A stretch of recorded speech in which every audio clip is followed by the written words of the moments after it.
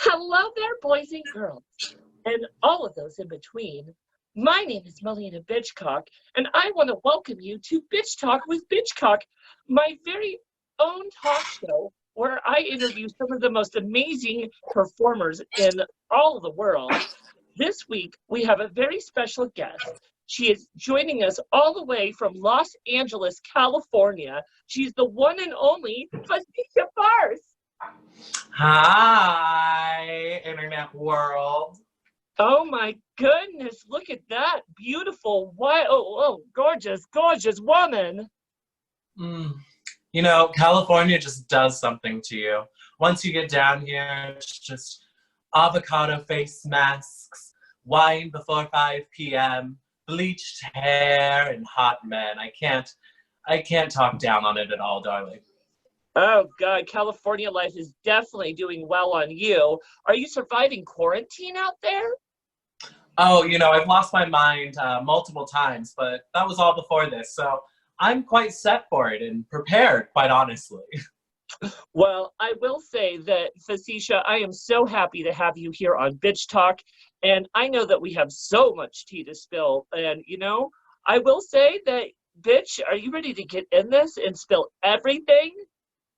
Girl, let's do it. It has been far too long. I've been down in LA for almost a year now, so let's spill some shit. Cheers, bitch. Cheers, baby. Let's just have a little sip of alcohol for courage. Now,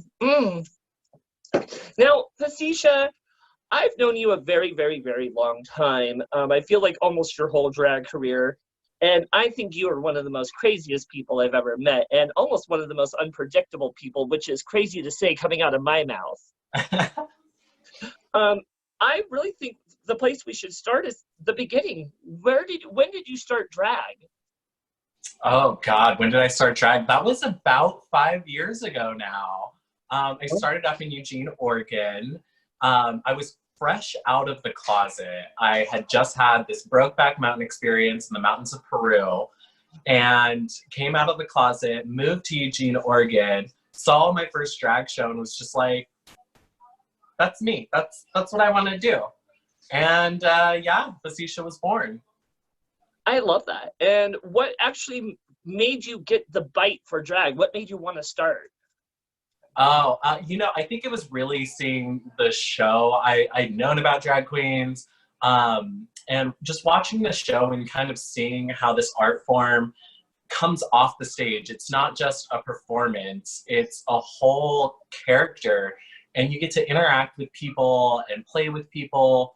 I've, also just holding space for people. I've held people while they cried at bars because for some reason, us drag queens, it's like we're something for them to grab onto. And I agree. And we always call that the drunk girl fondle when they want to pull your hair or touch your titties or yank on you. I've gotten really good at just telling people that they're drunk and that they shouldn't touch me, putting them in their place, and then making them buy a drink for me. Oh, I love that. I'm gonna have to pull that one just so I can get a little more buzz going. Great way to get a free drink. Use shame. Yeah, I love shame. Just chase them with a bell and be like, shame, shame, shame. So, Miss Thing, again, you're one of the most amazing performers that Eugene had for the longest time. Tell me a little bit about your first time on stage in drag. Oh my God. It was amazing and also a mess. So my first time performing in drag, I'd been going out in drag for about a month before this. And I was drinking and talking with Daphne Storm, aka Bill Sullivan. Wonderful human, wonderful queen. And she got me my first gig at a court event that was their Christmas show. So I show up in this beautiful sparkly red dress, and I did some Rudolph number by Kelly Clarkson. And I'm the kind of person, I don't get nervous until after I'm done. I fight all of that shit down, get it done, and then allow myself to feel all the anxiety that I had before. So I get up there, perform it, boots the house down, bitch, give a good show, get off stage. I hadn't even drank. I was so nervous. I was like, I'm not going to drink, going to do this sober and give the best performance of my life. I did. What happened next? I'm outside with a tequila sunrise, double, because I've gone the whole night without drinking. I was like, I deserve this. So I take one sip and all the nerves are finally coming up from me pushing them down.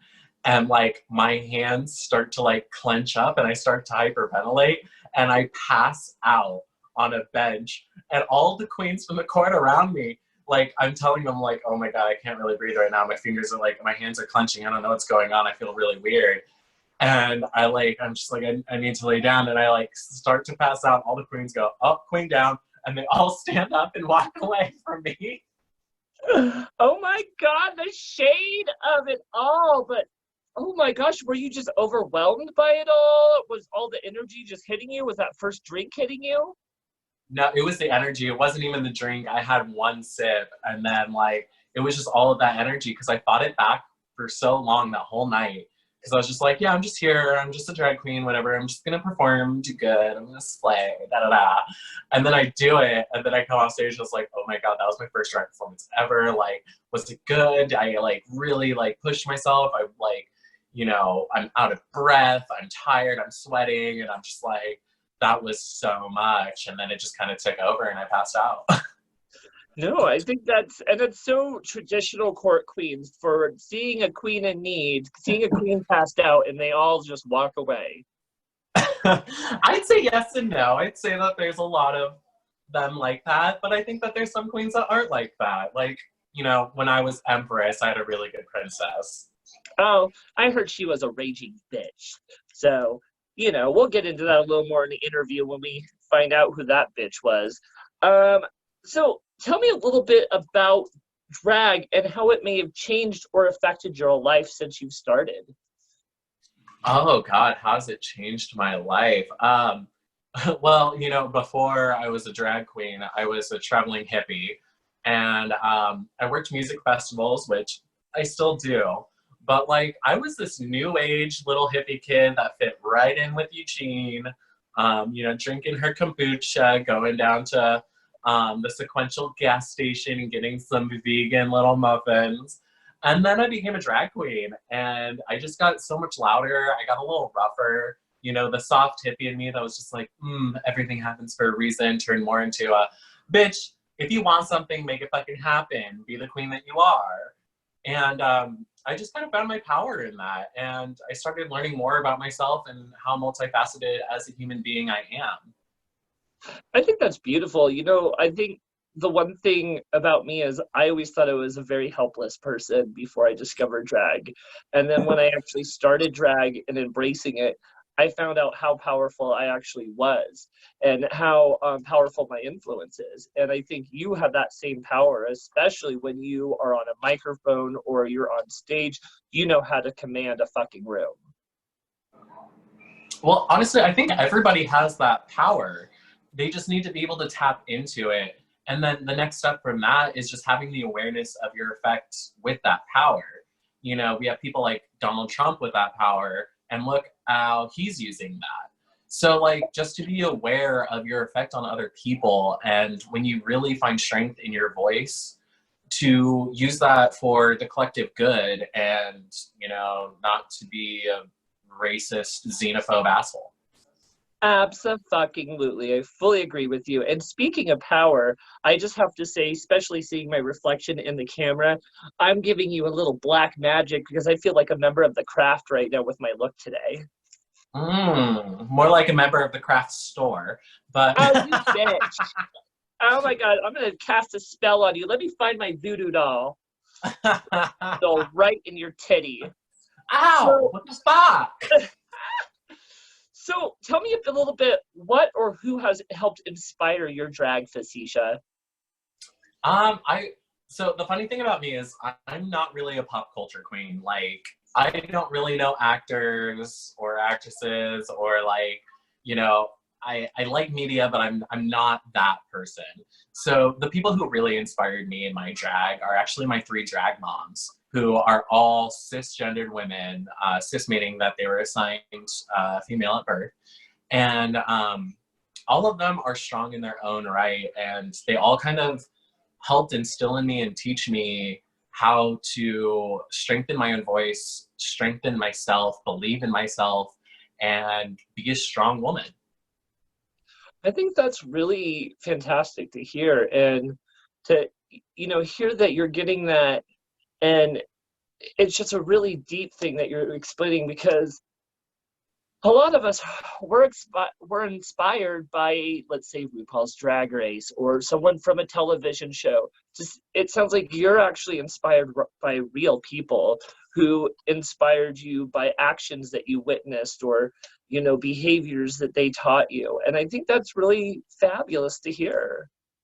Thank you. And, I don't think that it's like in either or. I don't think that, celebrities or pop culture, I don't think all of them are fake. I think some of them are really real. And I think if, some drag queens out there were inspired by some of them, there's a lot of people out there who are strong, independent people who are great role models. Saying that if you find inspiration for your drag in Real Housewives of whatever, you should go fuck yourself. Well, I will say that your drag, especially even seeing how polished you have gotten these days, you remind me more and more of Raven from season 2 of RuPaul's Drag Race, more and more. Oh, thank you. Would you ever I've yet to meet her, but I'd love to see how that interaction would go. Would you ever say that she's been inspirational for you? Definitely. I've always loved her makeup. Took a lot of tips from her when I was first starting out and learning makeup, because, I learned makeup through mainly YouTube and my friends, but no, drag queens really taught me. So I looked towards Raven. I also looked towards Violet Chachki for makeup tips with my hooded eye. And, it's been 3 years since I've looked at any other queen on how to do my makeup, because I've gotten it down to a point where I know the basics, and every time I just tweak and slightly change things to find things that work better for my face. I think that's perfect. And, I think that's the one thing we discover about ourselves in drag and doing makeup, especially when you're doing regular shows. You're going to experiment, and then you find things that really work on your face, and you continue doing those things, and they get more sharpened and they get more pretty.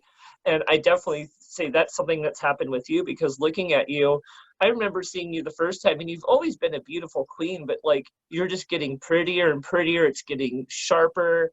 It's getting more polished. I love it. Oh, please keep going. Okay, I will. Speaking of polished, I would say I've done the same thing. So, Miss Thing, speaking of makeup, I would actually say that you're kind of a drag chameleon.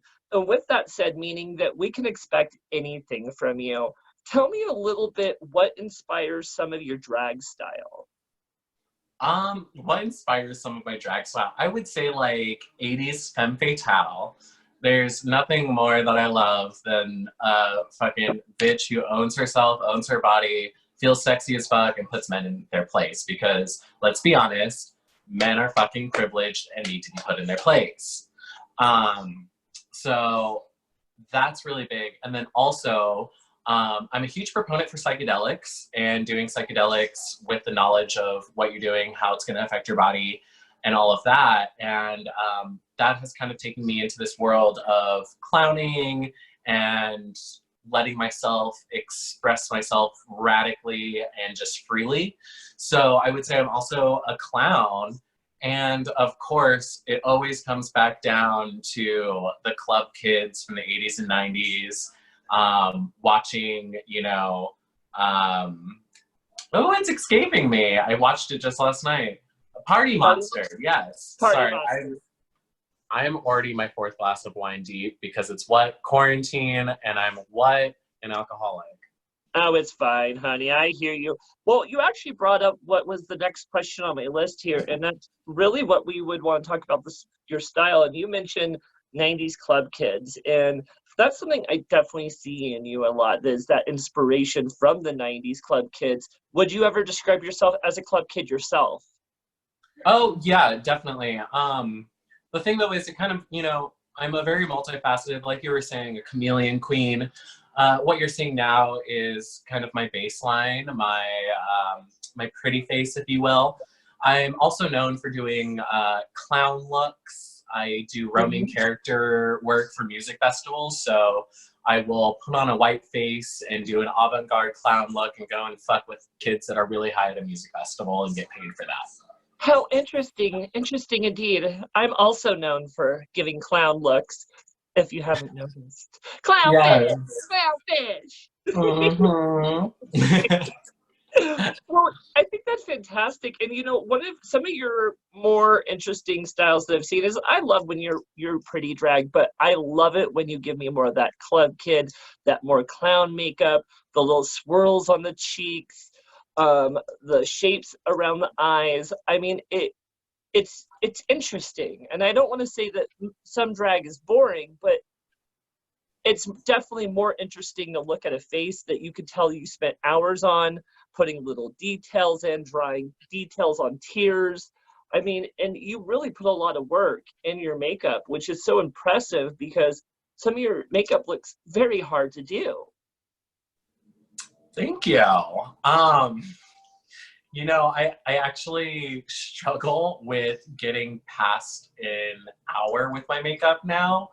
I've just gotten so used to my face structure and how to use tools for blending and shading that even when I do club kid looks now, I can't seem to pass like an hour at all. Um, I sound very smug with this, but it's just the truth, bitch. Like, I'm just talented. I can't help it. Well, there's nothing wrong with your talent. I mean, I definitely think you're talented. I think that it's wonderful you can get your fucking makeup on within an hour, but that just, I mean, when you're putting mascara and chapstick on, of course it's going to take you less than an hour. So this is my theory with it. The reason why I can't really pass an hour is because I've noticed that every time I try to, I start looking into details way too much. Like, yes, there are certain looks that are going to take an hour if you are, like gluing on independent rhinestones to your face to make a collage or some shit like that, or like painting a Da Vinci or some shit on your face. But for me, when I'm just doing clown looks or club kid looks, if I just accept what I'm doing and not try to fine tune it, then I always find out that it turns out better. Okay. So you kind The of go devils are more in the with, details. so you try to kind of just let it naturally flow than kind of sitting there trying to get the details perfect. Mm-hmm. See, and I think that's where like I do the opposite. I feel like the more time I give myself to really sharpen out the details, the prettier I look. Where I'm rushing myself, it tends to look like a child colored my face with some crayons. Looking like a Denny's children's menu. Yeah, right. Now, Facisha, you're a fucking goofy queen, and I think saying that your name alone says so much. Where did you get your name, Facisha Farce? So I was thinking about becoming a drag queen for like 2 months. And in that time, I was actually in a production, a stage show of Rocky Horror Picture Show. And I was backstage with the other actors, and I was like thinking about becoming a drag queen. And they're like, "What name are you gonna go with?" And I was like, thinking like Lumeria Starseed, because I was like deep in my hippie-ness at that point. I was like, just gonna walk everywhere with like some sage and smudge the shit out of everyone, be this like dumbass like hippie bitch. And everybody was like, "Oh yeah, that's cute." And we get back to joking and talking. And at one point, somebody looked at me and they go, "You are so facetious." And I look at them and I go, "What the fuck does that mean?" So I Googled it because I'm not a dumb bitch.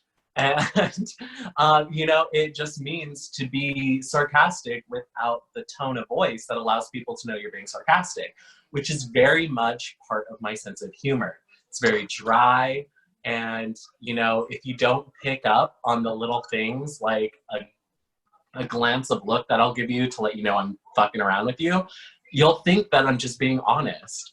So I guess at the end of the day, I got my name because I'm a liar.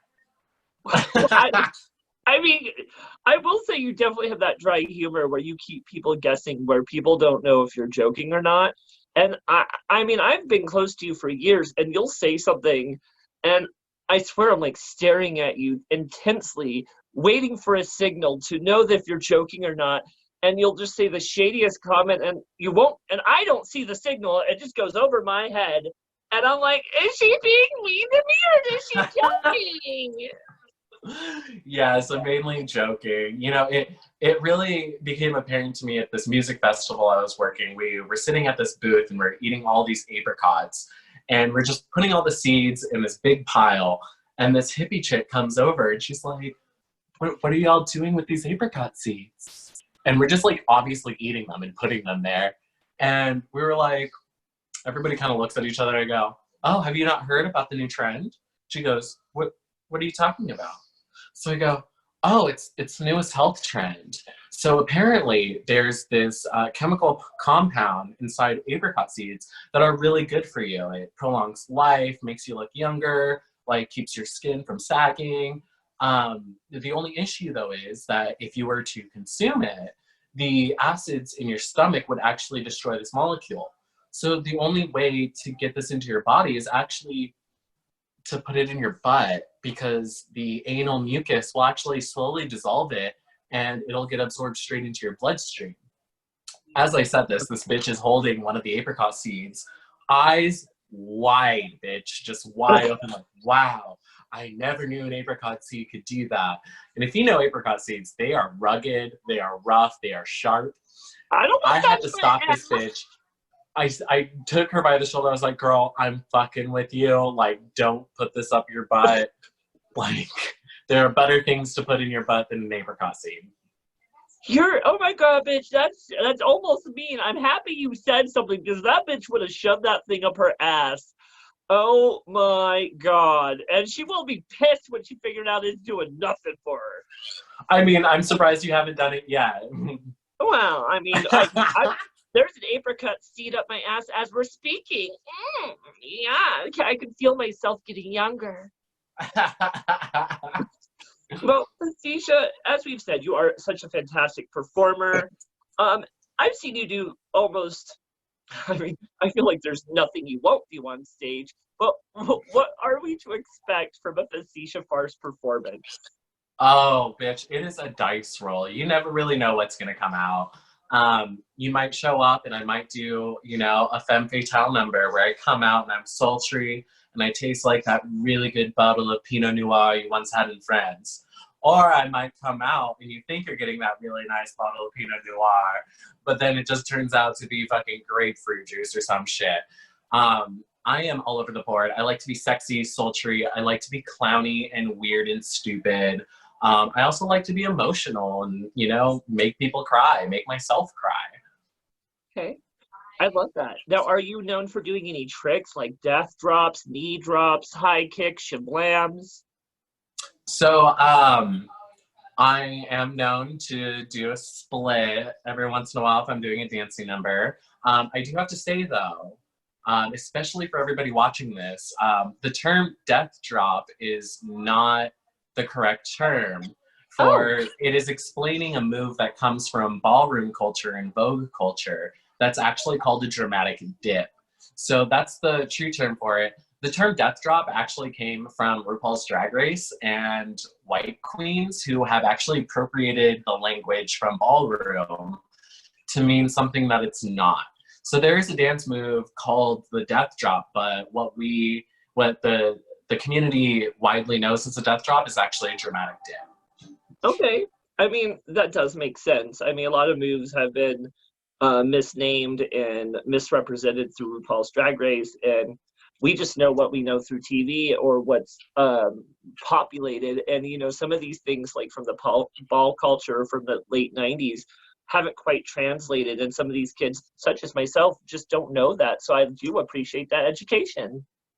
Thank you. And yeah, no, it's like, you know, we say from the 90s, and also like ballroom culture has been around for so long, and it's still continuing. Like, balls are happening all across America, all across the world, really. So it's still a strong culture that's mainly filled by POC queers.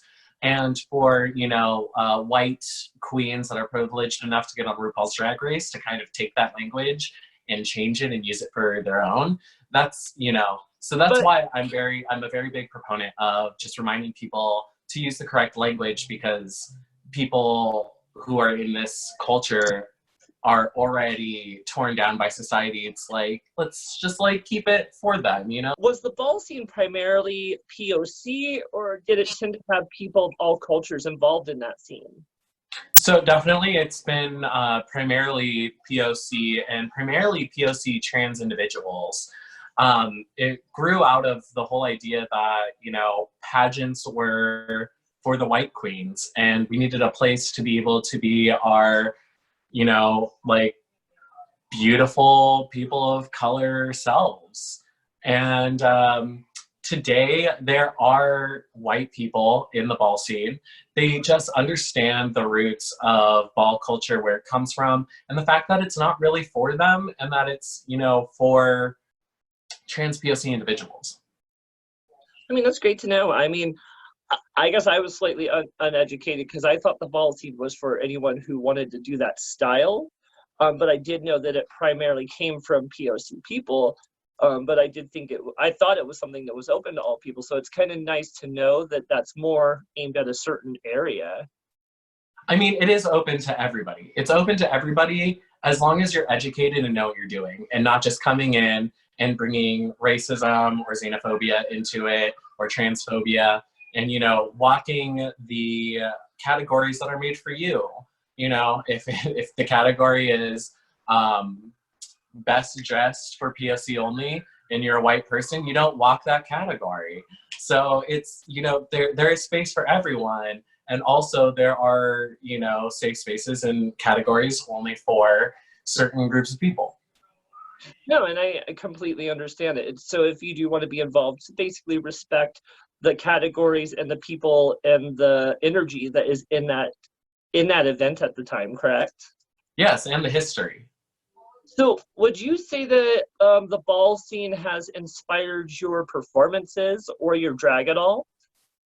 A little, yeah. Like, going to my first ball was an amazing experience. It was the first time that I found myself in Oregon surrounded by POC performers and queers.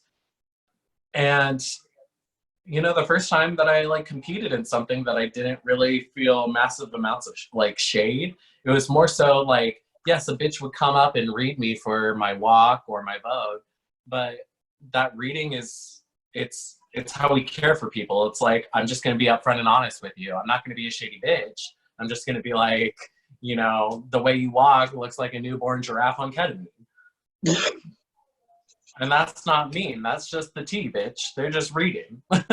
It's true. I mean, it's true. I've been known to tell my sisters that her runway walk looks a little bit like a praying mantis. So, Facisha, again, you are a fantastic performer, and you've done a number of things on stage. Why don't you tell us the craziest thing that you have ever actually done on stage? Oh God. Craziest thing I've ever done on stage. Ooh, there's a lot of them, from, blowing through a fake bag of cocaine, to dousing myself in mayonnaise, to I do remember a routine where I believe you were dressed as like a granny, and you came out and you're all hunched over, and you were in character the whole night before you even did your performance. You're like, "Oh, honey, how you doing?" Pinching people's cheeks and full character. And then you get on stage, and I think you have like a moo on and like something over your wig, and like you turned around, and it was doing this like slow older performance where you're definitely giving some grandma action, and then like the wig flies off, the moo flies off, you're in something sexy, you're in sexy hair, and you're all suddenly doing this sexy performance. So I do a lot of performances, and I'm a big fan of substance use, as long as you know what substances you're doing and how they affect you and what you can and can't mix them with. So I'm just going to say this now. I don't remember that.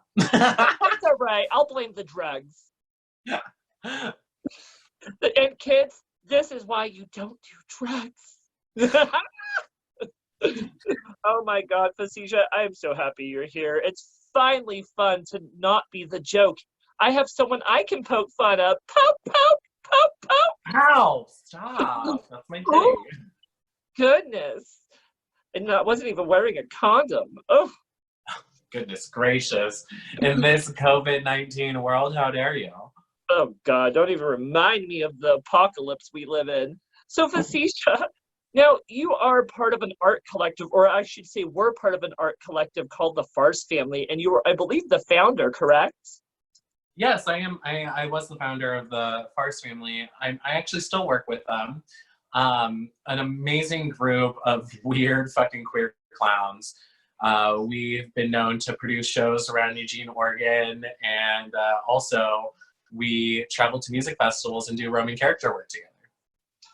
Yeah, and I think that's kind of fun. I definitely want to get into that and a little more about the festivals. But before we do, I kind of want to talk a little bit more about the family itself, like what kind of art they produce and what kind of performances we could expect from like a Farce family event. Oh, Farce family events are some of my favorite events. I mean, I've been in LA for almost a year now, and still I have yet to be to an event that makes me feel like how I felt at a Farce family event. What you can expect from performances from the Farce family is just such a wide variety. You know, there's going to be some kink play, there's going to be weird clowny things that are kind of sexual and will make you feel uncomfortable, but in the end will make you laugh. It's just, you know, the Farce family is all about creating experiences that you're never going to forget, experiences that hit you in a deeper level, that kind of make you think about what it means to be queer and what it means to live this life with the experiences that we've had. I love that. And, you know, tell me a little bit how the Farce family may differ from like the everyday drag group that we may see at the bar. Well, we are a lot messier. We have our shit together, but we're also a mess. You know, we come off as a mess, which is part of the farce. You know, it's like, oh, those are just messy, weird people, but that's the farce, because we're actually thinking about what we're doing and the mess that we're putting forward and the message of that mess.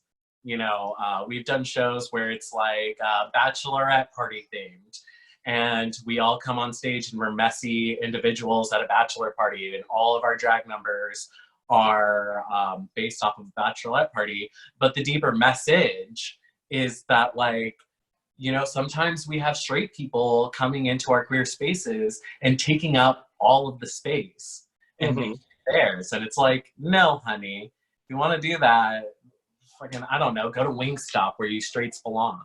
But yeah, no, you know, there's always a deeper message about what we're doing. And sometimes that deeper message is just like, fuck it. Well, express yourself and be free. And let go of the boxes that we put ourselves in. Absolutely. And speaking of boxes, that was actually what I was going to bring up. Didn't they once lock you within a dog cage in full drag in front of a bar as people walked by? Yes, that was an amazing Halloween. I did this spooky thing, and we did this like little scene where I got dragged out in full drag and covered in blood, messy hair, and they put me in a dog cage, and I was in that dog cage for about 2 hours outside of what used to be the Wayward Lamb, now is Spectrum. And I was out there for 2 hours just screaming at people and trying to bite them and being a crazy drag queen. Please do not feed the drag queens. If you feed them after midnight, they turn into a whole different creature. That was another thing. I had a sign that said, "Don't feed the drag queen," which is a callback to Party Monster when they put James St. James into a cage with a sign that said, "Don't feed the drug child." Oh my God, I love it. I love it so much. Now, Facisha, as you mentioned, you and the Farce family did a lot of traveling and you went to a lot of music and art festivals. Why don't you tell us a little bit about that experience? Oh my God, it was amazing. The first one we went to was Oregon Eclipse back in 2017 when the eclipse happened. And it was a week-long festival, over 60,000 people there, a complete mess. But we had a couple shows throughout the week on an amazing stage. And it was beautiful to see how the family kind of came together, found solidarity in struggling through camping and being out in the wilderness for a week. And also just to create a queer space at this music festival for queerdos to kind of come and be like, oh, we do belong here, because all of my experience with music festivals before that, there wasn't really queer representation. So we brought that there. And the year after that, we ended up going to Electric Forest, which was in Michigan, and I had my little Tu Wong Fu moment driving out to Michigan from Oregon with two of my drag family members and just being ridiculous. We get there and, you know, we went crazy, had a good time, put together a whole hour-and-a-half show, and, you know, douched ourselves with Mountain Dew on stage, put lasers up our butts, and made jokes about ketamine. Oh my gosh. So if you don't mind me asking, like, is there ever a boundary with your performances where you feel like things are too far, or you should have permission from the audience before doing stuff? Because you mentioned things like putting things in your butt in front of the audience. I mean, do you ever feel like that's ever pushing the boundary, or do you feel like it's appropriate at the time? I think, of course, it's always pushing the boundary. Like, our society, especially in the United States, when it comes to sex, no, we don't want to see any sex. We'd rather see violence and guns and kids shooting up schools. But well, you're speaking for Lord yourself. forbid I we want see to somebody see putting lots of something in sex. their what? I want to see lots of sex. Exactly. Like, you know, Lord forbid we see somebody on TV putting something in their butt. What I think is going too far for a performance is when we don't have consent shown. When we see people putting things inside other people, or, you know, using bodies, and, you know, the question of consent comes up, like, is that performer, is that person okay with what's happening right now? That's when it's not okay. And that's when we need to give preference to the audience, saying like, yo, trigger warning, this is going to happen, this is coming up. I think that's good, especially as a performer. I feel I've always kind of been taught, like, there's just some things you don't do, but always those things that, like, you kind of secretly want to do. Like, as I think I told you in the pre-interview, that I've always wanted to be in full drag, but kind of go down to my full boy body, like penis and all, and as more of like a non-body shaming thing, or like, you know, being proud of my misgender, because I identify as a they or them technically, because I'm genderqueer, but, you know, I just never really make it a big thing. And sometimes I would like to kind of show that in my art, but sometimes you're like, do I go on stage? Do I do nudity? Is that appropriate? Well, I think what comes up with that is also the question of what space are you performing in? Are you performing in a space that is safe enough for you to do that, that people aren't going to get offended and talk shit on you and, you know, be like, how dare you do that? Like, da, da, da. Are you going to perform in a space that's going to be like, wow, that was really brave and vulnerable for you to do that, and support you in that choice? Oh my gosh. And I think that's really something good to know. And I bet you with the festivals that you guys have done, all those shows, is giving you a lot of creative opportunities where you could create those artistic moments where you're, you know, creating a queer space, embracing sexuality, and just having fun on stage. Now, Facisha, with that said, what is one of the most exciting things that have ever happened throughout your travels with the festivals? Oh my gosh, I would probably have to say driving back from Michigan after Electric Forest, me, Dandy Farce, and Giardia Farce drove all the way back from Michigan to Oregon. And it was rough, girl. After 2 weeks being out there at a music festival, exhausted, hungover, we had to drive all the way back. And like, yeah, we had some arguments, there were some tiffs, but there's also some beauty, like, you know, driving through Yellowstone and going to the Grand Tetons, seeing the fucking Corn Palace in Mitchell, San Diego, just like really getting close and experiencing these things together as a family and not just people who perform together. I think that's wonderful. And I think that's one thing that I appreciate about drag a little bit, especially when you create your own families and your own groups that you work with more closely, is you have more of a friendship and a family that you could experience life and not just performance. And, you know, it sounds like you definitely did that with the Farce family. And I'm kind of jealous that you did so many amazing things with the festivals. One crazy thing, I know that didn't happen in drag, but I think it was out in Costa Rica. You had like a faux marriage where you got married in a onesie, didn't you? Oh my gosh, it was amazing. It was this music festival I worked for a couple of years in Costa Rica. And at sunset, everybody goes out to the beach for the sunset. And when the sun finally goes down, everybody howls and dances. And there's, you know, fire art and all these cool things. But before the sun went down, I ended up getting married to this person on my crew that, well, what happened was the week before, I was chafing really bad because I was wearing a skirt, but I had no underwear. And I was looking for somebody to baby powder me, but I wanted to be on the table and I wanted them to lift my legs and powder my taint as if I was a baby. And when I was explaining that to somebody who said no, some random bitch puts her head out of a tent and goes, "I'll do it." And so she does it. And when she does it, my first time meeting her, I'm like, "Will you marry me?" And the next thing we know, we got everybody on the crew to come out. Everybody on the beach just started surrounding us. We had music and we had a whole wedding. I was in a giraffe onesie. She was in this beautiful white cloth dress. It was amazing. Oh my gosh. I mean, that definitely sounds fantastic. And girl, you've done some crazy things throughout your travels, it sounds like. I mean, do you ever wish to go back to like festival traveling and festival life? Oh God, of course. You know, I actually had 4 months of work set up this summer, working various music festivals. That's actually where I get most of my income. When I'm not doing that, I'm just doing rigging for live events around the area. But because of Corona, it all got canceled. So, you know, every summer I'm usually traveling, but this summer I'm stuck inside, which is really weird for me, and I don't really know how I'm gonna financially recover from it. But hey, festivals have taught me how to kind of roll with the punches. It's hard times for sure, baby. And with that mentioned, I would just like to bring up, if you are enjoying the interview and you love Facisha Farce, if you want to throw a little extra money at her, please look in the description of this video where you can find her PayPal, Venmo, and Cash App information. So you can just send her a little bit of a tip. Anything you can do at this time is appreciated. Again, these are hard times where drag performers are losing their source of income, and performers such as me and Facisha, who do primarily drag as their main source of income, it really hits us hard. So if you can tip this bitch, please do. So Thanks, Facisha, girl. absolutely. Us whores have to stick together. Yes, bitch. So Facisha, let's take it back home to Eugene.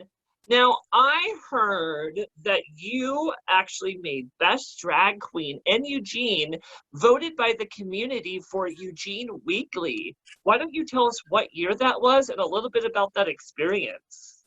Oh, that year was such a great year. That was 2017.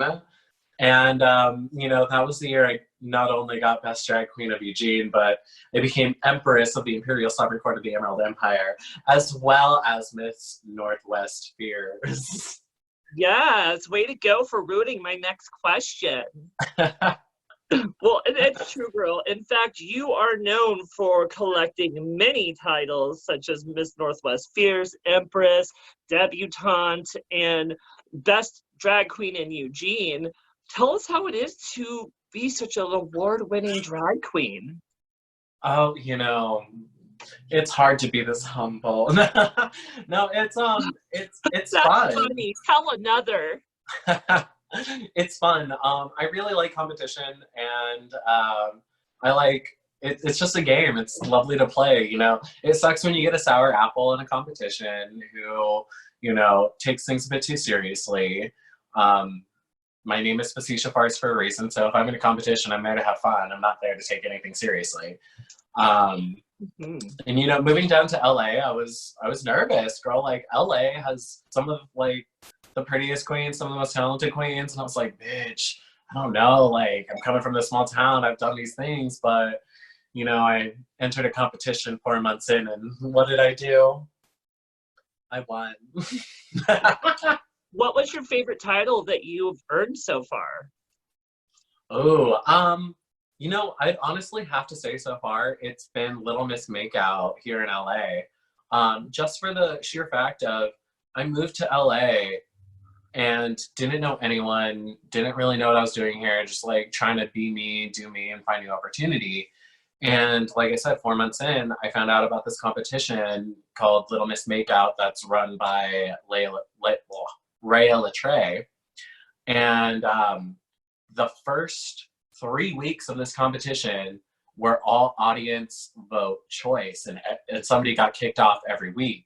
So me not knowing a single person, I showed up an hour early, talked to every fucking person I could, and was just me Yeah. and played with people. And I made it all the way to the final, and not only made it to the final, but actually brought talent and did my shit and won the crown. So I think I'm the proudest of that because it's my biggest uphill battle that I've had to do to win a crown. And I think that's great to know. I mean, I think that you have done such amazing things with all your titles, and to know that you hold that one so important because of the work that you put into it and the recognition that you get from a community that may not necessarily know who you are fully yet, I think is so beautiful because, bitch, you have so much talent to show.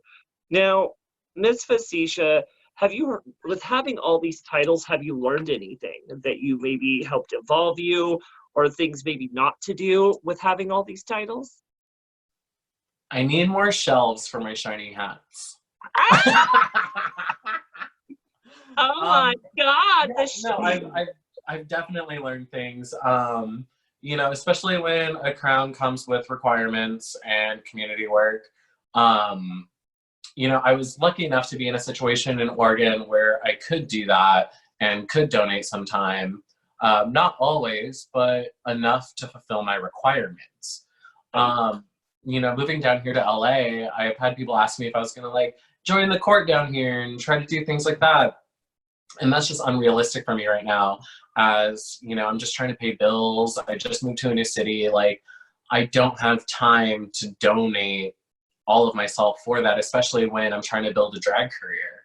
So I'll always support my community in the way I can. That doesn't always mean that I'll be able to do it through monetary needs or even donating a performance. It depends. I have to take care of myself before I can, even donate a performance. If I have somebody who's going to pay me for a performance, I'm going to have to do that first. And I really understand, baby. It's hard times. A lot of people don't understand how much work goes into having one of these titles, especially when you're in a title such as Empress or Emperor, where all eyes are on you. Everyone's expecting you to represent. Everyone's expecting you to be at these shows, spending money, representing other communities. And, if you're struggling at home, you should always be able to put yourself first because, again, real life always comes first. Mm-hmm. Always. Now, And saying that, I am very proud of what I did as Empress of the Imperial Sovereign Court. I raised some good money for my charity, which was Transponder, a local trans founded led nonprofit in Eugene, Oregon, that I still work with every once in a while. I was on their I was on their Trans POC board of directors, which was really nice. And I also got to help produce and host their very first gala, where we raised a shit ton more money for this amazing organization. that's fucking amazing. And Transponder definitely needs the help if anyone is in a Eugene area, because they are a Eugene-based organization, correct, Facisha? Mm-hmm. And wants to help a fantastic organization doing fantastic things. Please look up Transponder. Facisha did a fantastic job supporting them through her reign.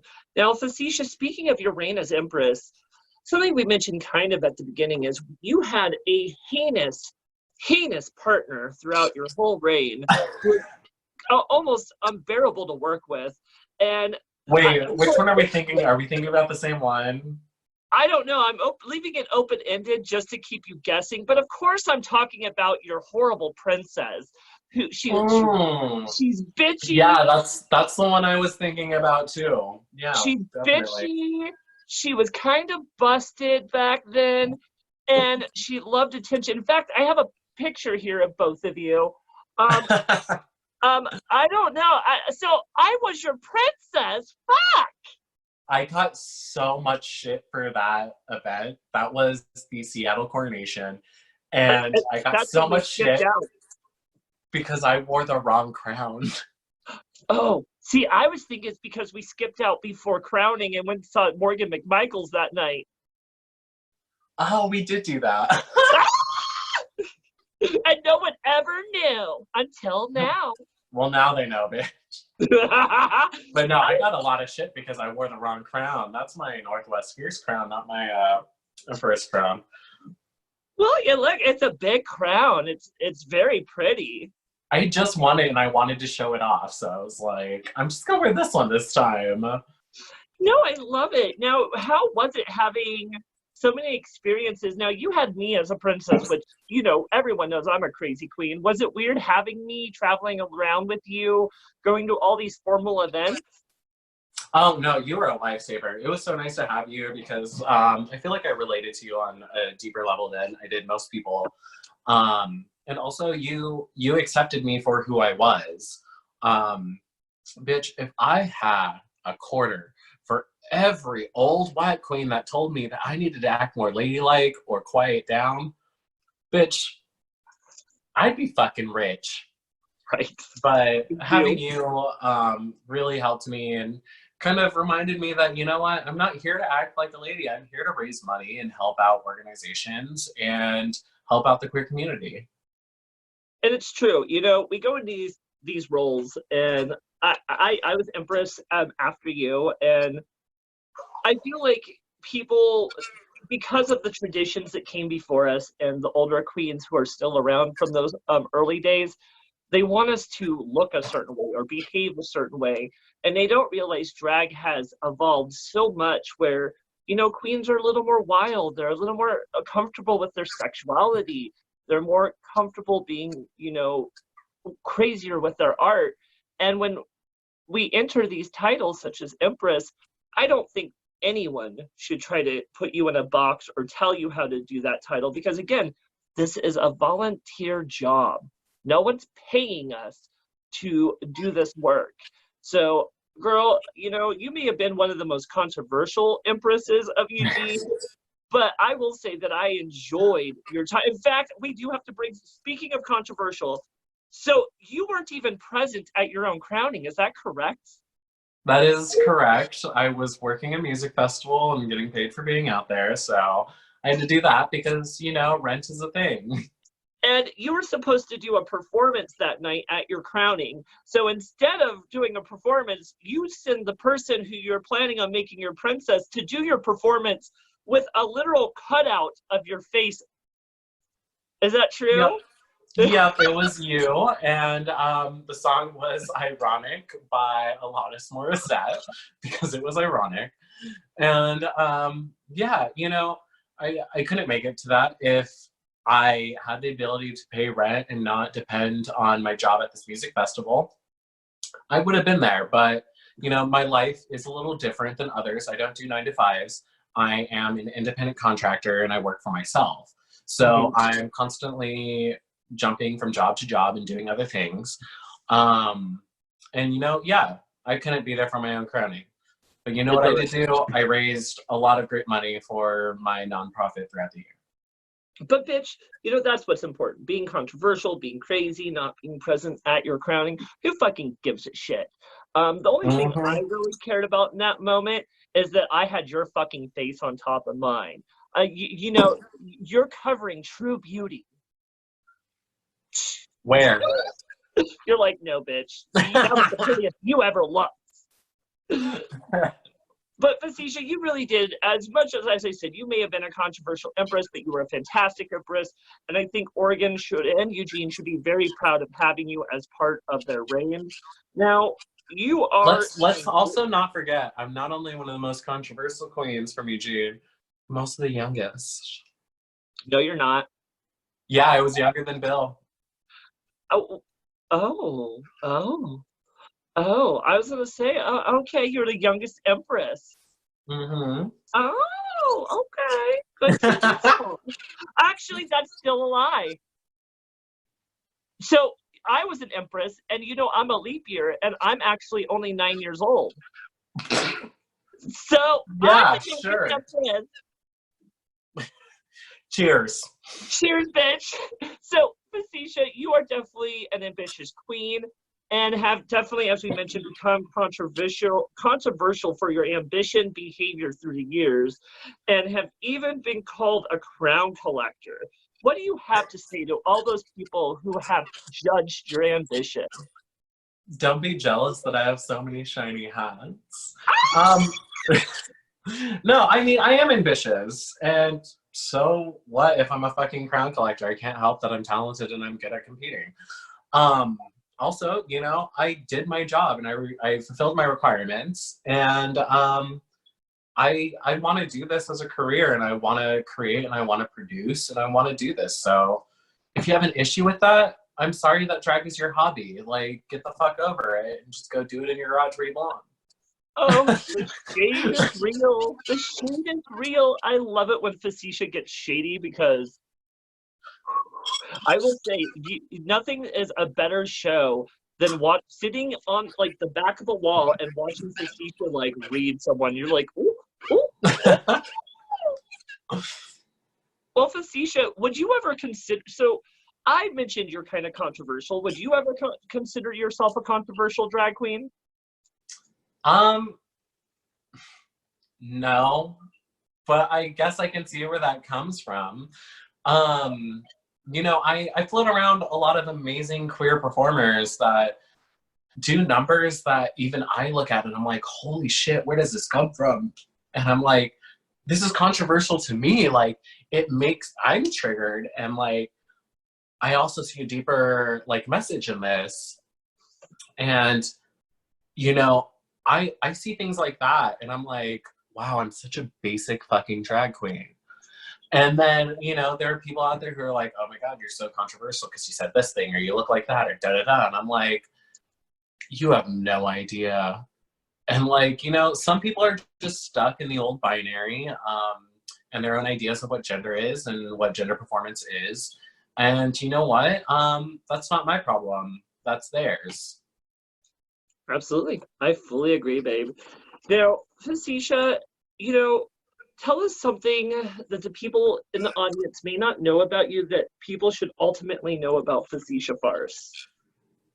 I come off as a cunt, but at the end of the day, I really do care about people in the community, and I'm always willing to have a conversation. That being said, I will place boundaries if they need to be placed. I'm also willing to hear out other people's side of the stories. As long as there's reciprocity in the conversation, I'm willing to have it. I'm not here to be talked at or to be looked down upon. I'm here to have conversations that will help both of us grow and move forward. So if you want to play that shady drag queen bullshit and come at me and try to like talk shit without actually having a conversation with me and understanding who I am or where I'm coming from, like, go fuck yourself. But if you are trying to come learn who I am so I can learn who you are as well, like, girl, let's create some art, let's hang out, and then we can be shitty to each other and just laugh at it because we know that we're both living our lives. I love that so much, Facisha, because again, drag is not ever supposed to be taken seriously, ever, in my opinion. I mean, we're I shouldn't say we're men in dresses. Depending on who you are, we're human in dresses or human in costumes, and we're just having fun, feeling confident about ourselves. And I just think that sometimes people take it too seriously.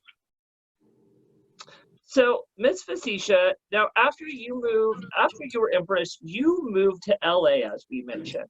Why don't you tell us a little bit about life in LA and how things have changed since moving? Oh my gosh, life has changed so much. You know, in Oregon, I used to live with an urban farmer and get all this amazing fresh food, and now I'm living in the city in this food desert. Also, you know, I'm so used to being so close with all the performers and all of the spaces and venues in Oregon, coming from a small town. And I come down here and I'm living 10 minutes from West Hollywood. It's like, you don't know who owns the club. You don't get to meet these people. Like, you know, they don't pay you. You don't pay to get into drag shows here. It's a completely different game, and it's just been such a learning curve for me. So it's been interesting, and I'm still learning, and I'm still meeting queens and finding where I fit in and where I don't, and how to grow and mold the way I want to be. Oh my God, I love that, Facisha. Now, it sounds like there has been quite a few things that actually happened for you that's been very amazing for your career. I even heard that you were in a movie since you moved to LA. Is that correct? Yeah, I got into this movie for Amazon Prime, and I got a pretty good role. I was a receptionist for this salon, and the salon was competing with another salon. So I ended up actually going and being a receptionist over there because I was gender fluid. So at one, I'm really femme, at the other, I'm not. And it was just a beautiful, fun experience. And I've started to kind of build up my reel, and I'm starting to look into acting as another, side gig to do as I push forward in my life and see what I want to do. I love that. What is the movie called? The movie is going to be called Acrylic. So it's about two nail salons who are competing to be the best nail salon in California, and the winner wins $50,000. Oh my. And I mean, that's really exciting, Facisha. I've only had a very small experience working in the movie industry, and I had like my literal 15 seconds of fame. So I think it's really exciting that you moved somewhere such as LA and you're finding that art where you're actually acting and you're looking into that venue, because honestly, knowing you, I think you would be a perfect actress. I think Facisha definitely belongs in movies.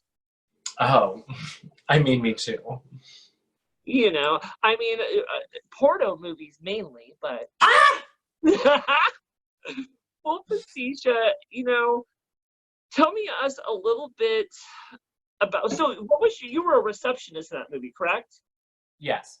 So, like, were you a main character? Were you a side character? I was definitely like a side character with my own little side story going on. I was running from debt collectors, and my boss gets a call from the debt collectors. The most challenging, most beautiful part of this movie, though, is I'm so used to being a comedy queen, being funny and having a great time. But for this movie, I actually had a crying scene, and it brought a lot of anxiety for me. I was like, am I going to be able to cry? Like, da da da. And, I was really able to tap into the character and my own personal experience, and actually cry on camera and create this scene where I'm talking to my father, and my father doesn't accept me for being gender fluid and non-conforming, and yeah, it was a beautiful experience and got to work through some deep things. I mean, and that's not an easy thing to do on camera or with people watching, and be tapping into that pure raw emotion and trying to get your body to do something while everyone's watching. So good for you, bitch. Now with your character, now you said they are gender fluid. Were you represented in the movie as feminine and masculine? Like, so as Yeah. Facisha and a male counterpart? Mm-hmm. So my character had two names. The first one was Amethyst, which was my more femme character and wearing wigs and presenting more femme. And then my other character was David, who was a little more masculine, and yeah. Okay, I love that so much. Now, Facisha, being in movies is the only thing that you've had experience under your belt, being in front of a camera. Before you moved to LA and after you moved to LA, you've been in quite a few music videos. Isn't that true? Yeah, I did a music video with Slatasha back when I was in Oregon, which Slatasha is such an amazing artist. Definitely look into her. Just had such a great time with her. She is a fucking savage bitch, but don't tell anyone. Underneath it all, she is a complete softie and sweetheart. And Absolutely. when I Speaking of moved down, sa- speaking of savage bitch, what? Speaking of Savage Bitch, you were in her music video, Savage Bitch, and weren't you like the villain? Of course I was. It's easy to villainize, a femme POC who has found her own empowerment. I think it's easier to say it's easy to vilify a villain. Just saying. True, true. So we mentioned Savage Bitches. Was there any other music videos that you were featured in? Yeah, once I came down to LA, my friends who have a electro swing band, they're called Sepia Tonic, an amazing band, so much fun to dance to. I got to be in one of their music videos for their rendition of Get Low, which was a great time. We just wandered throughout the arts district into downtown, being ridiculous and amazing. So it's been a lot of fun to just create with other creatives and kind of expand and grow as an artist. That's wonderful, Facisha. Now, again, you've done so many things through your drag world, and would you say that it's added any confidence for you in real life when you take off the wig and the makeup? Has doing all this added anything for you? I'd say definitely. I mean, when I'm not in drag now and I go out, I kind of like to just be silent and kind of be in the background because it's so exhausting being this popular and beautiful.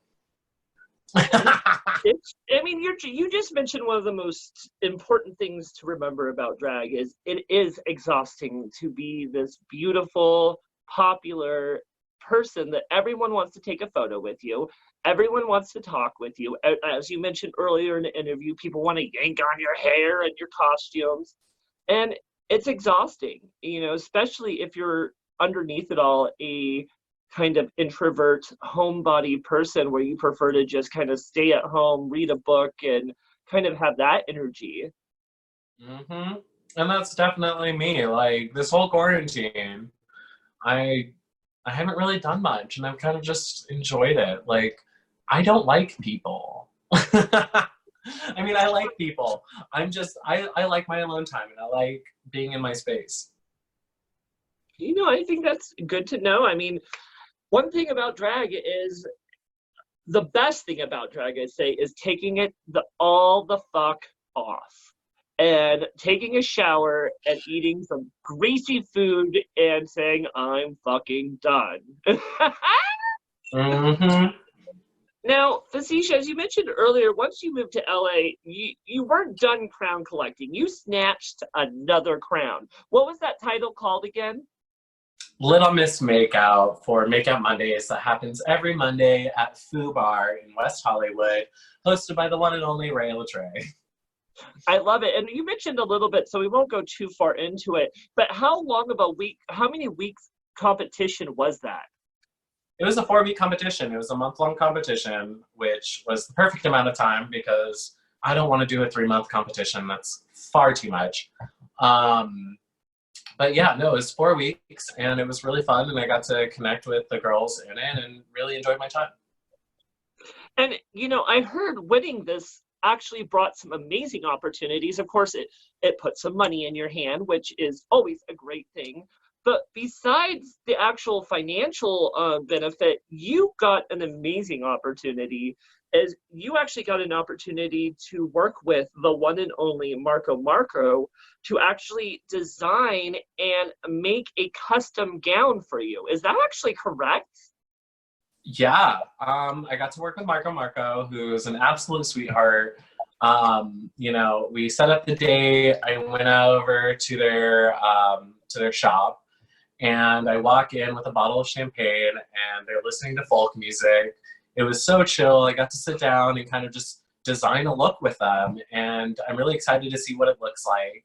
Obviously, due to Corona, everything's been kind of put on the back burner, but I'm excited to see how this look turns out, and I'm very grateful to be able to work with him.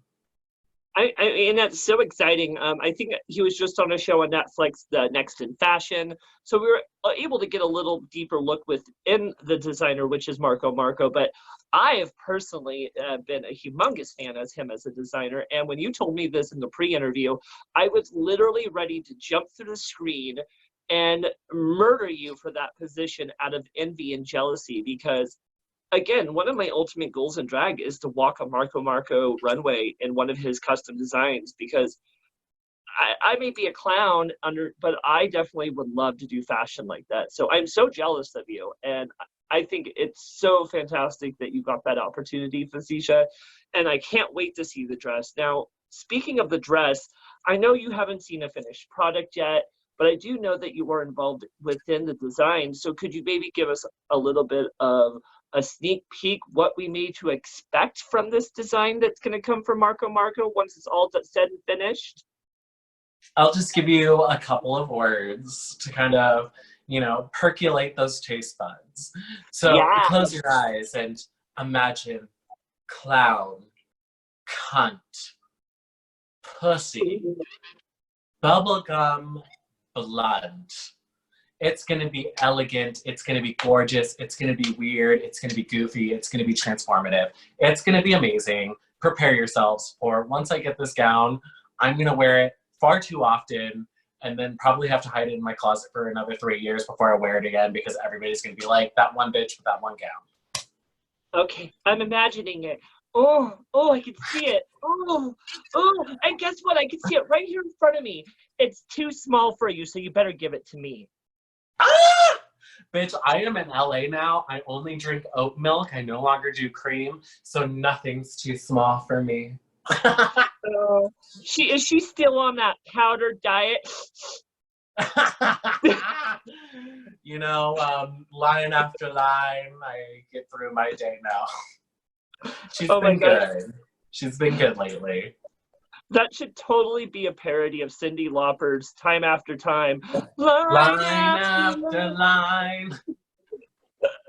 Well, bitch, we're close to the end of this interview, but I do have a few more questions I definitely want to get into. Now, Miss Facisha, how is the drag scene out in LA since you've moved there compared to a small town? Like, is it more competitive? Is it harder to find opportunities to produce shows? Or has it been pretty accepting for you? I would definitely say that it's oversaturated here. There's a lot of queens and there are room for more queens. It's just everybody already has their circles and it takes time to meet people and mend and work with them. So it's really interesting. It's nothing that I've ever experienced before.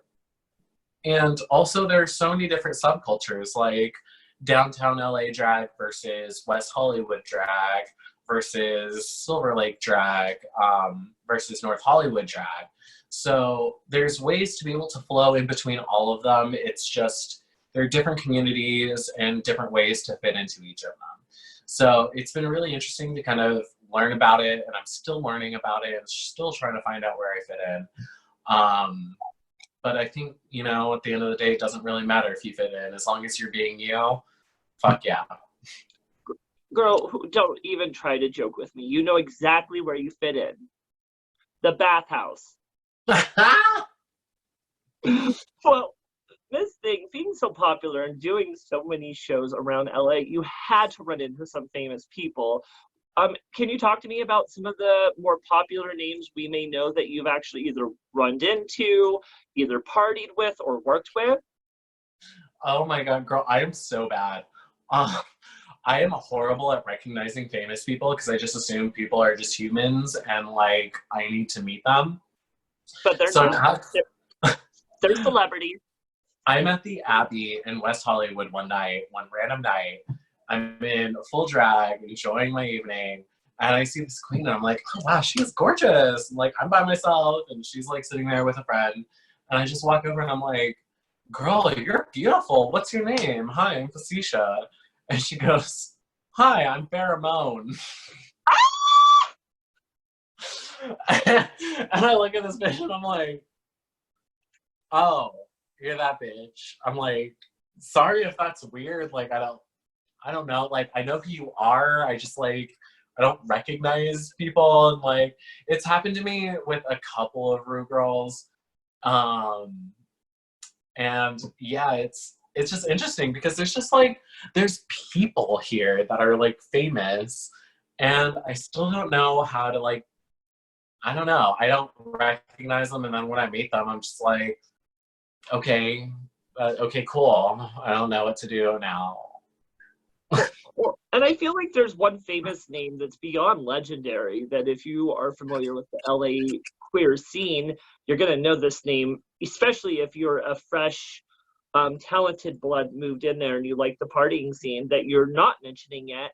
And I feel like you should, because she's legendary and you've gone to some of her parties. Why don't you talk about meeting and going to the parties with Miss Suzanne Barge? Oh, well, I've only been to one party by Suzanne Barsh.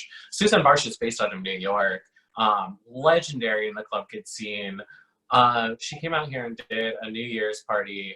It was so much fun. Lovely to meet her. What a badass bitch. To be at her age and still kicking ass like that and like still being able to party and have fun and be her, like an inspiration. And, I am beyond grateful for working with and being friends with Loris from Dragula season 1 because she was able to bring me into that party and meet her. But yeah, no, it's amazing. And honestly, if we're talking about LA royalty and like queens in LA, I think the one that we really should be talking about is Rhea Latre. Rhea Latre is the West Hollywood bitch. Like, she's getting it done, producing shows and doing her, and she's been doing that for so long. And I'm Yeah. so grateful that not only did I win her title of Little Miss Makeout, but that I've been able to come and perform at her Makeout Mondays every Monday at Foo Bar. So it's amazing to be around a lot of people who are doing their art form, putting the work into it, and being able to work with them. And I think that's really true. And two of the names that you mentioned, I was actually lucky enough to meet too when I was out in LA. Rhea Latre, I met, she was sitting, I believe, on the edge of a fountain at a after party after DragCon, and we were at a show to see Detox, and I'm out of drag. And as you know, knowing me, that I am 10 times more awkward and look 10 times more uncomfortable in a bar when I'm not dressed as Maliena. And she came up to me, grabbed me by the hand, pulled me in to sit with her next to the fountain, introduced herself, and was just telling me a little bit about her drag scene and what she does there. And being surrounded by all these big LA queens that are intimidating, beautiful looking, and some bitchy, it was really refreshing to meet her because she was so kind and so welcoming, especially to someone who was not in garb. So I love meeting her, and I've also met Loris. I actually had a photo shoot with Loris on a rooftop in LA for DragCon. There's a iconic photo where Loris has these like tree branches coming out of her head, and I'm in a galaxy gown. So I think it's fantastic that you're working with some of those bitches because they are some of the most upcoming queens out there in LA. Oh yeah, and they're both just very kind, amazing human beings. Like Rhea Latre, fucking bless her soul. She is amazing. Also, her show Quarantine Queen, which happens, I believe, every Monday and Wednesday on her Instagram Live around 7 p.m. Definitely, if anybody watching, like, check that out. It's amazing. The gags on there, beautiful. And everybody in her little drag family is just so sweet and so kind. If you ever come down to LA, definitely check out Foo Bar and Make Up Mondays with her. And then Loris is just amazing as well. I've been doing her show, Ice Cream Sundays, every Sunday for a while now, and I've just become great friends with her as well. Now, Facisha, I love that. I think meeting some of these queens and working with some of these big names and moving to LA, doing all these constant shows, how do you feel like that's evolved your drag, your makeup, and your style? It's definitely pushed me. Like there's a lot more queens here and a lot more variety, and I'm starting to see where I need to push myself and grow in certain areas. So I think that it's just kind of gotten me out of the mindset of being the big fish in the small pond and kind of realizing that, if I want to do this for a living, if I want to push forward in my dreams of being a drag queen, that I need to continue to grow and learn in my own way. I think that's great. And I think that's really true what you're saying, girl, because again, I've been watching you since you've moved to LA. Your makeup's always been beautiful, but again, it's getting more sharper, more cleaner. And one thing I've been gagging a little bit from you is your new hair. All your new hairstyles you've been doing, it's so clean, it's so fresh, Like one of my favorite looks is when you actually won your new title and it's your crowning picture and you're in that little gray wig with the glasses. Just stunning, stunning, baby.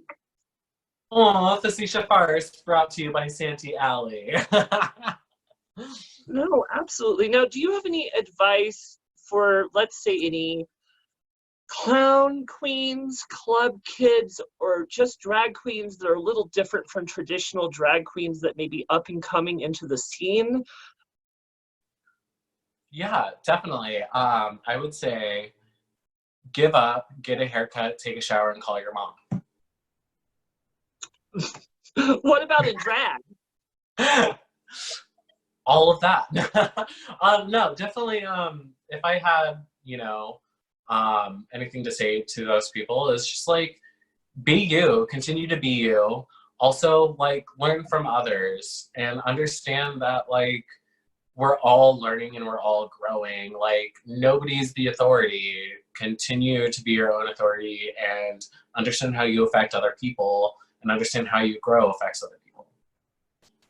I think that's very smartly said, Facisha. Now, Miss Thing, we only have a couple more questions, and then we're going to move into our game and then say our goodbyes. Oh, games.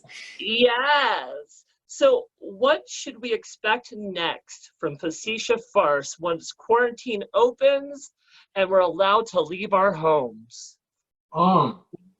Once quarantine opens, Facisha will be producing her first show in LA, which I'm really excited about. I was supposed to do it last month, but quarantine hit, so that didn't happen. But Club Couture will be coming to LA, and I have a bunch of amazing queens in mind, and I'm ready to kind of bring the Farce family vibe down to LA. Other than that, I'm still growing, in my own art form and hopefully more movies, commercials, and other things. We'll see. I cannot wait to see what you produce next.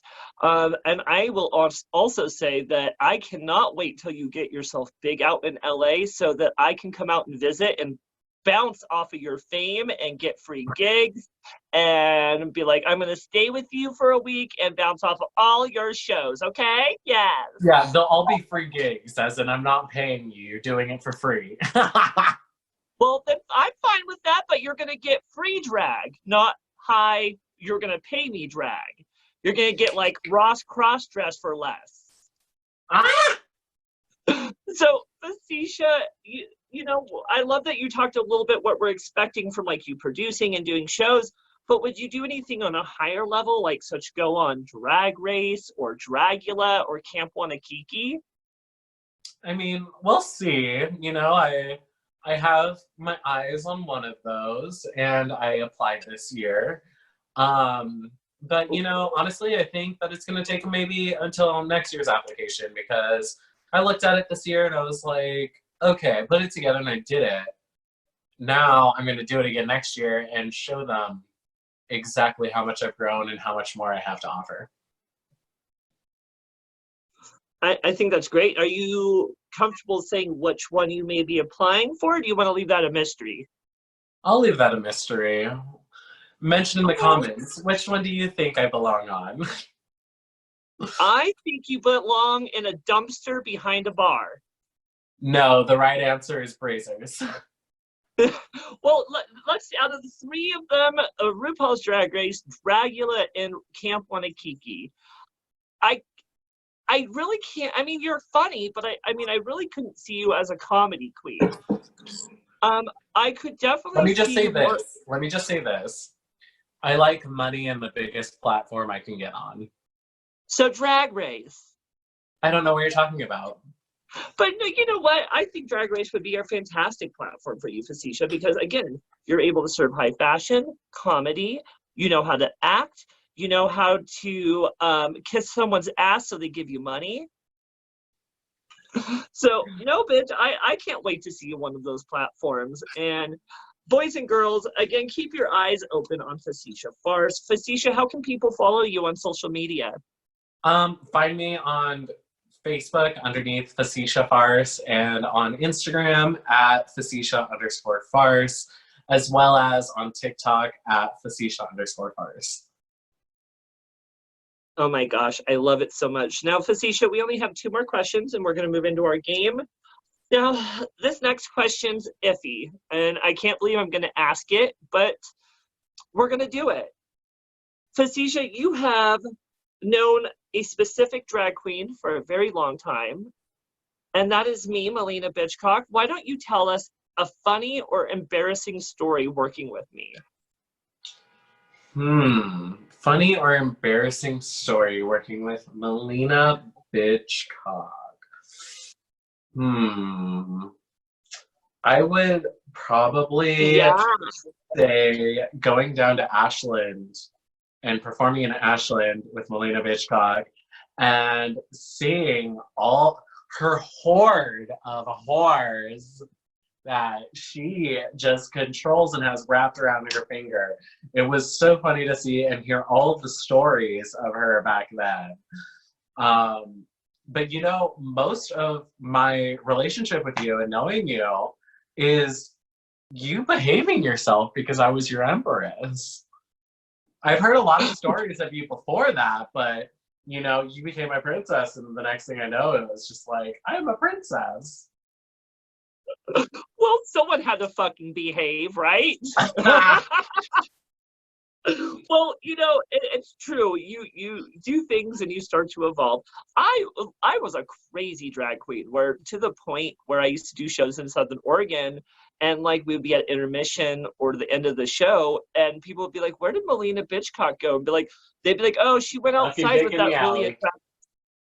And with that really attractive guy, and I would come back and my lipstick would be smeared, my dress would be like rid up around my booty. I was a naughty queen back in the day. I mean, some of us Now, still are. Facisha, and I love that so much. Now, Facisha, one last question before we go into our game. What did you think about your experience on Bitch Talk with Bitchcock?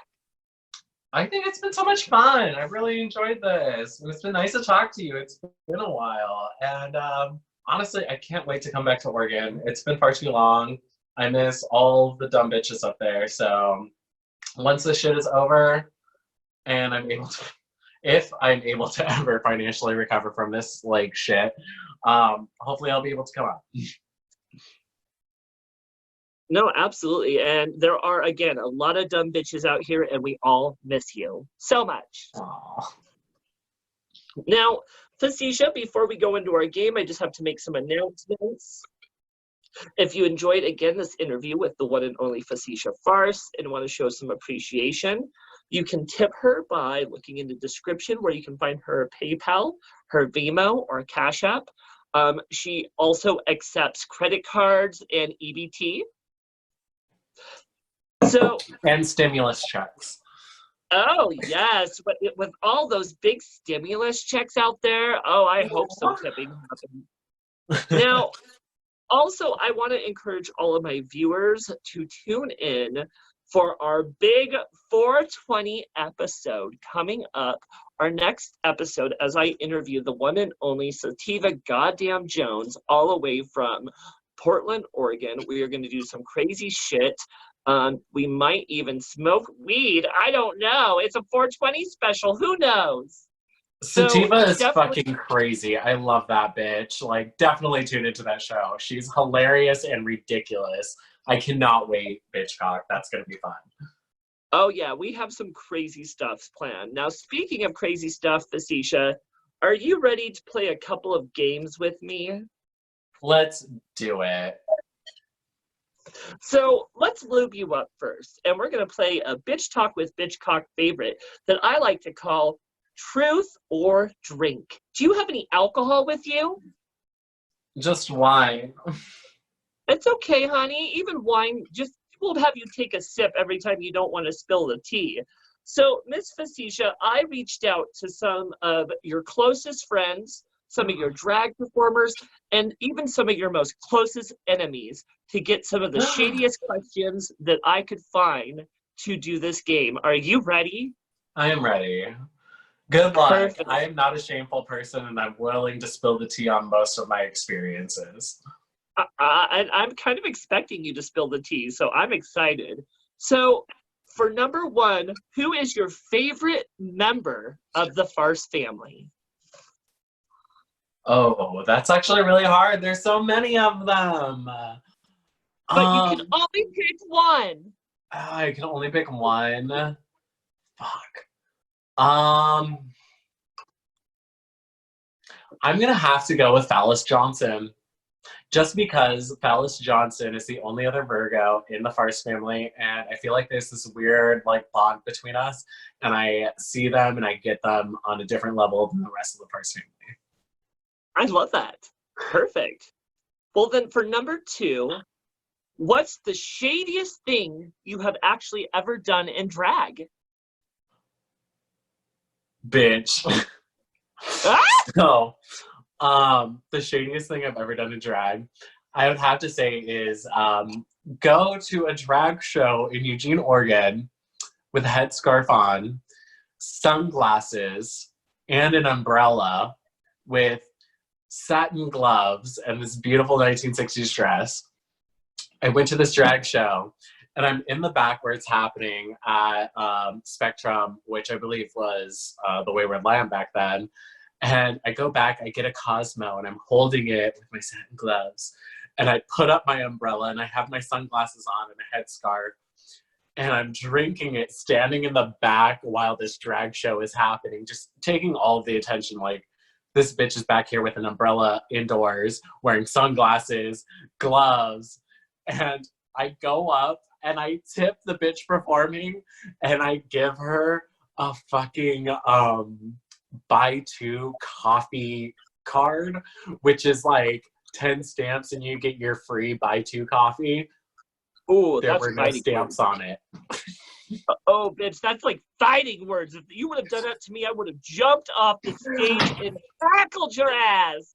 Bitch, I walked up through the crowd with my umbrella up, sunglasses still on, with the coupon in my hand, kind of hid as if I had $1, so the bitch would actually open her hand up. And it was ridiculous. I was a child, and it was really fun.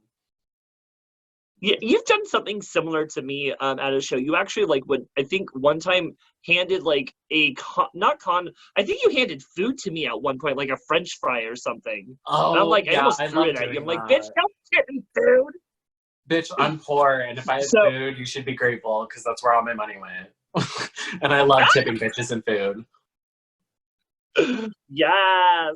So for number 3, I think this one's pretty shady. We'll see if we can get a drink out of you.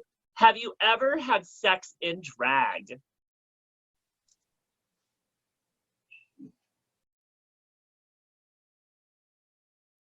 Yeah, actually. I have a specific wig for it. Multiple times actually with different people. You know, there's no better makeup remover than a hairy asshole. I'll just say that. You've never had a sweaty chest, have you? A sweaty furry chest? Mm-hmm. Yes. I'm so excited. We've finished the main interview and our first game of Choose or Drink. I'm happy that you're drinking because you spilled all the truth. But we have one more game, and this is the shadiest game that we have of all. This is called Marry, Kai, or Cancel. Ooh. And what we're going to do is I'm going to name 3 queens or performers that you may work with, and you're going to tell me if you'd rather marry them, Kai them, or cancel them completely. Okay, let's see what you got, bitch. Who'd you pull? Well, of course, I'm a lady, so I try to make this as easy for you as possible. All right. Well, round 1. Ding, ding, bitch. For round 1, we have Bonnie Rose, Slutasia, or Kooky Glacier. Oof. Definitely marry Bonnie, because she's a dumb bitch and a theater girl, and like, I would love to just,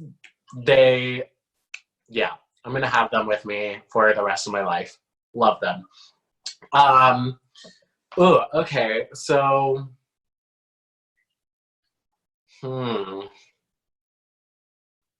I feel like I would Kai Kooky because she seems fun. Yes. And then I'm sorry, Slatasha, but I'm gonna have to cancel you. You're gonna cancel the most popular queen in Eugene? Oh, honey, I was there before she was. Yeah, but she took the title from you of best drag queen in Eugene for Eugene Weekly, didn't she? And who pushed her to put her name out there and make sure that people get to vote for her? Well, I would like to say that's me. Yeah, sure. I said like to say. No, I said like. Aisha, but when it comes to this game, I'm sorry, girl. Like, you know, I love and support you as an artist, but I'm gonna have to cancel you. Next. Yeah. So for number 2, we have Daphne Bertha Storm, Caress and Slaughter, and Diva Disaster. Oof. Okay. You know what? I'm gonna marry Daphne and Storm. Daphne Bertha Storm.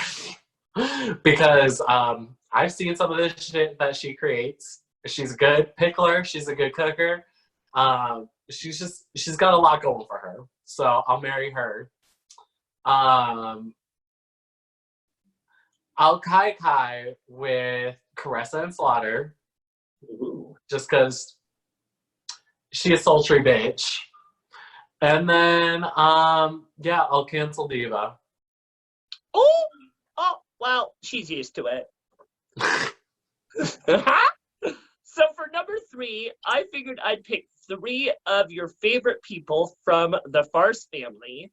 So I have Dandy Farce, Baby Farce, and Ellen Degenerate. Okay, first of all, obviously I'm gonna marry Ellen Degenerate. Like, we work so well together and get shit done. Also, they're the one who gave me my official lesbian card. So Ellen Degenerate married instantaneously. As for Kai, I think I'm gonna go with like a flavor I haven't had yet. So I think I'm gonna go with Baby Farce because I feel like also Baby Farce is gonna be a lot more exciting and push me in my own comfort zone, and I can experience things that I've never experienced before, and that's amazing. And they're also really sweet and cool. And then that means I'm just gonna have to cancel Dandy, which too bad. The shade. But I love it. So for number 4, let's get personal and go with some of your close Eugene sisters that you may have worked with for church. And I have Miss Belladonna Cupcake, Miss Faye Kit Knightley, and then this bitch called Maliena Bitchcock. Cancel them all. You can only cancel one of them, and it better not be me. Oh God, let's see. Oh, who am I gonna kai with? Who am I gonna marry? God, that's a hard one. I like it hard. Okay, I'll marry Faye. And then I'll kai with you, and then cancel Belladonna. Oh my God. So I have been playing this game for a while, and every time I throw my Am I the first one who will kai with you? No, that's what I was going to say. Every single one of them want to fuck me. Oh, thank God. Everyone wants to fuck me, and it's, just like my post on Facebook, there's a reason they call me Bitchcock. Well, you also just gave me you made me choose between 2 other people, girl. Well, yeah, but I was obviously the better sexy choice. So for number 5 and our last question of the game, and right before we say our goodbyes, we're going to pick some of the bigger names that we may know from all over the world. And we're going to pick Loris, Rhea Latour, Latre. Trey, I'm sorry. Sorry, I'm dyslexic. Or Cheddar Gorgeous.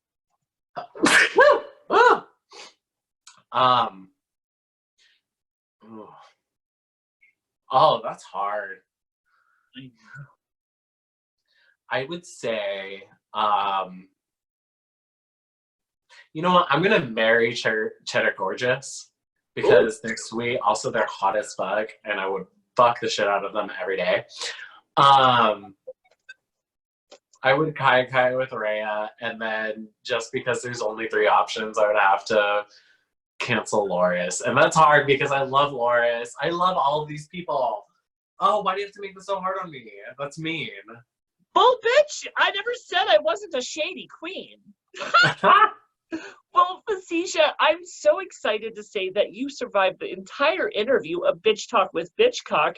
And I really want to thank you for coming on the show because I think you brought a little bit of light to the character that is Facisha Farce. And if there were any other bitches out there that were, wondering about you, maybe this kind of gives them a little, a little insight to your life. So, baby, thank you again for coming on my show. I love you so much.